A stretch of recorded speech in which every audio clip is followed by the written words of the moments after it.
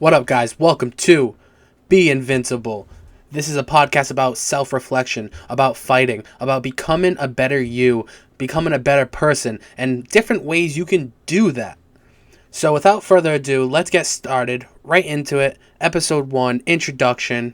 Let's go over how you can be invincible. So I would say the number one thing that people need to realize that is so important to have is confidence. So many people in this world just lacks confidence. And it's kind of crazy because confidence is kind of the key to life and the key to be able to do what you want to do in life.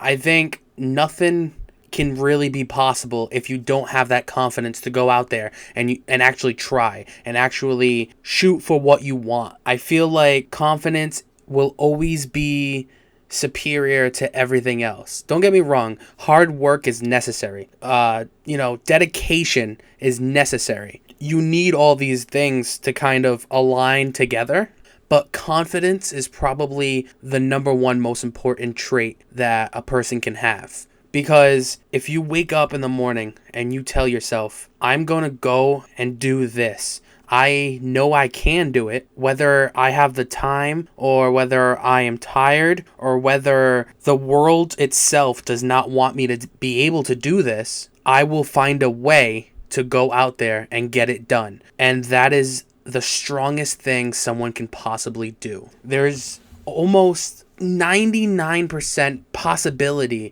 of you doing something and achieving a goal that you have. Whether it's a daily goal, a weekly goal, monthly goal, yearly goal, it doesn't matter. Whatever that goal is, big or small, if you have the confidence that you're able to do it, then all you got to do is go out there and do it. Confidence is half the battle. As long as you have the confidence, then you can put that confidence into your hard work and dedication. And I feel like those three things, hard work, confidence, and dedication, will create any dream you have and make it come true. Now, let me give you an example real quick. I said this in the Test Trial podcast episode on our YouTube. So there's a quote out there. He who says he can and he who says he can't are both usually right. I live by that quote because if you don't think that you can do something, you are not going to get it done. But if you have the confidence and you actually, with all your heart, and I'm not talking about faking confidence, I'm talking about if you have real confidence in yourself and your capability to do something, then you will get it done.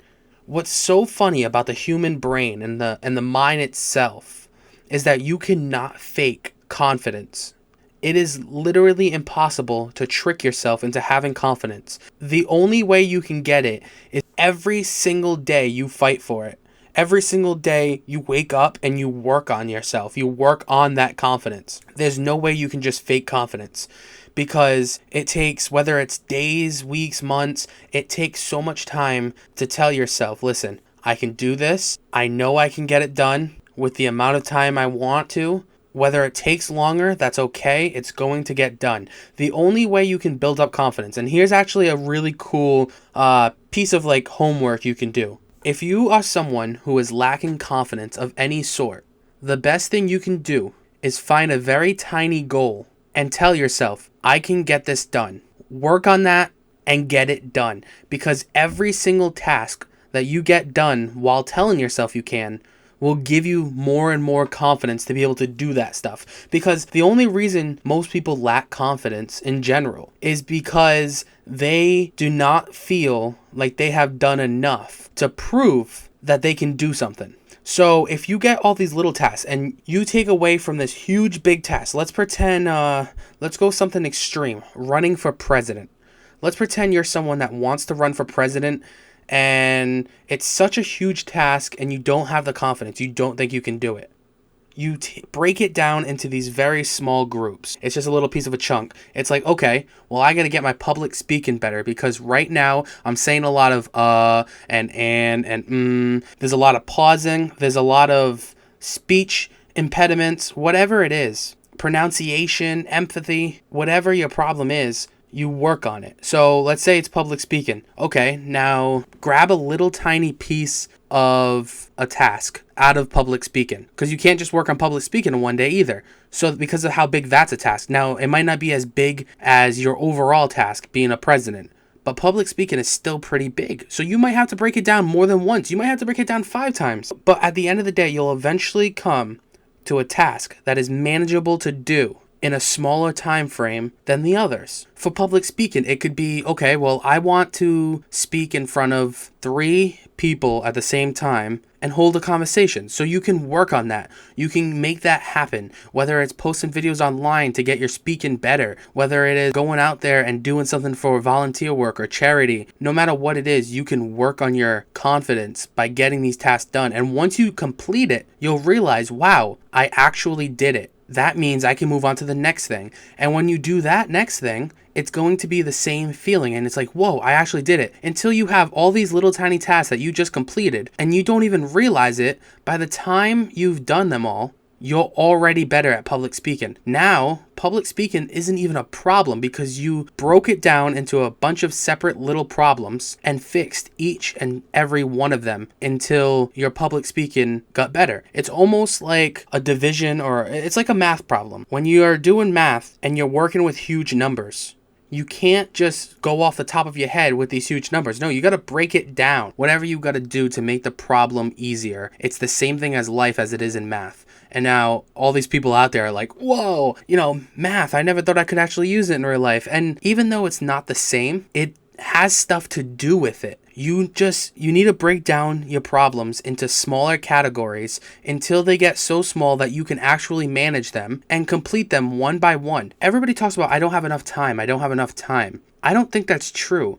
There's no such thing as not having enough time. That just means you don't have enough time to complete whatever task you're working on at once. Let's say, in my case, right, let's pretend I wanted to be world heavyweight champion in UFC history, right? I wanted to be a fighting champion, an MMA champion. Now, yeah, if I think of that, is there enough time for me to do that right now? Can I just be like, yeah, let me train every single day, all day, become the best fighter in the world by next week? No, that can't happen. You gotta make your time worth it. If you only have a 20-minute gap every single day, then use that 20 minutes to the best of your possible advantage. Take advantage of that 20 minutes. Instead of just going on the couch and watching a TV show for 30 minutes, let's say your goal is to get a better body type. Okay, well, use that 30 minutes to do some at-home workouts, do some jumping jacks, do some squats, do some push-ups, do some sit-ups, some dumbbells, pick something up, whatever you got to do at home to make that happen. 20 minutes a day. Yeah, it may take longer, but if you only have 20 minutes a day, it's better to do 20 minutes a day and eventually get to your goal, waiting until you have a day where, oh yeah, I have an hour. Because think about it like this, if you think about it on a bigger scale, it's better to do 20 minutes a day every single day, 7 days a week, instead of waiting for that one day a week that you have an hour, because that's only 3 days worth. You can get 2 hours and 20 minutes every single week if you just do the 20 minutes a day instead of waiting for that 1 hour.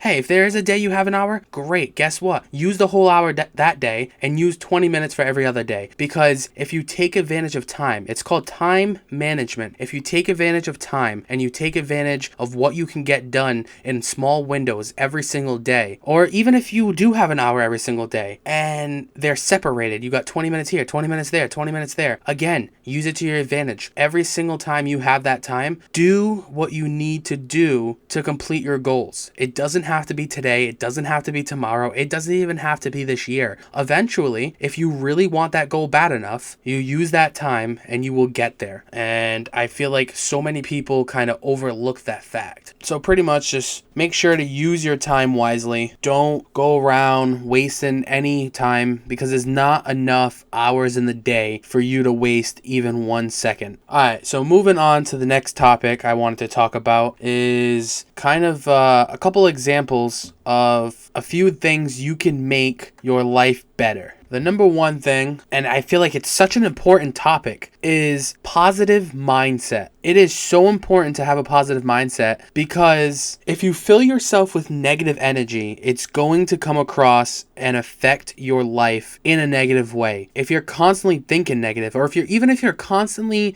around negative people, the negativity will rub off on you and eventually consume you, because we are almost like an animal inside of a tank, right? If you think about a shark will grow to the size of its container. If our container as a human being, if our container is filled with negativity and no positive mindset whatsoever, that is exactly what we're going to absorb. Our brains are like sponges. Everything that's around us, we soak up. And especially if you're someone that allows it to happen without realizing it, it can consume you so badly to the point where it's hard to get out of that trench. I feel like the perfect thing you can possibly do is surround yourself with people that are there to benefit you, that are there to give you that confidence boost that you need. Anytime you think you can't do something, or anytime that you think you're not good enough, having those people around you to kind of reinsure that you are good enough, that you can do it, that is the best way to stay out of a negative mindset. And any people that's in your life in a negative way is going to negatively reinforce you,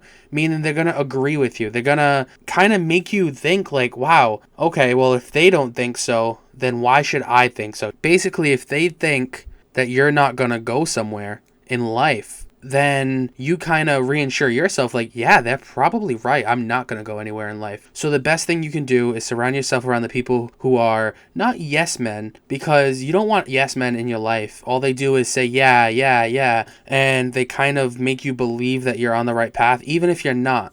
You want someone that's real. That's what you really want. You want someone in your life that's going to give it to you 100% real. Not someone that's just going to be yes, or not someone that's just going to be no. You don't want a fake positive person, and you don't want a real negative person. You want someone that's going to be there for you and push you to where you want to be in life, but also let you know if you're going down a path that they see is not doing good for you. You want them to be able to tell you. If you're doing the wrong things, they will tell you. But someone that no matter what, whether you're in the right or you're in the wrong, is always going to push you towards the right direction. You do not want people in your life that is going to negatively affect you and make you go backwards. Now, I've had plenty of people in my life, and I'm sure all of you either do or have had many people in your life that are just putting you down all the time, or that are down about themselves and makes you feel down. Those are the people you do not want in your life. And if they're people you care about, then you need to talk to them and be like, listen, man, you are bringing me down with you, and I can't have that. I need someone that is going to be with me on my goals. You need to tell them that you're rising up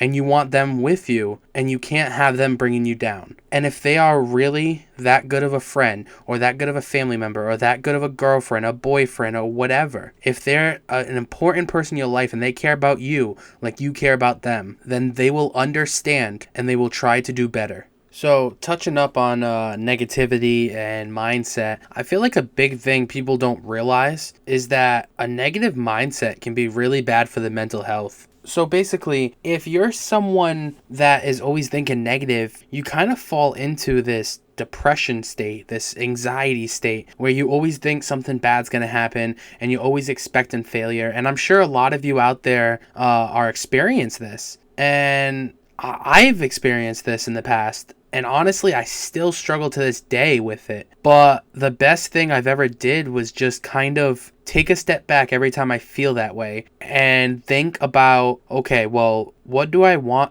in life? Where do I want to go in life? Where do I want to be mentally, physically, emotionally, professionally? And how can I get there? And I feel like having those little goals, those little stepping stones to where you want to be in life is very helpful for your mental health. And everything kind of falls back into the same few things, positivity, confidence, little goals in life. I feel like everything that we went over so far already is such a huge basis on mental health. And everything that I have said so far kind of describes how you can better your mental health. Whether you have depression, whether you have anxiety, whether you have ADHD, OCD, little things like that you can work on and better yourself. When I was younger, I've struggled with a lot of different things. And one of those biggest things was anger issues, anxiety, OCD, and ADD. Now, ADD is basically a focusing issue. The big reason for my ADD is daydreaming.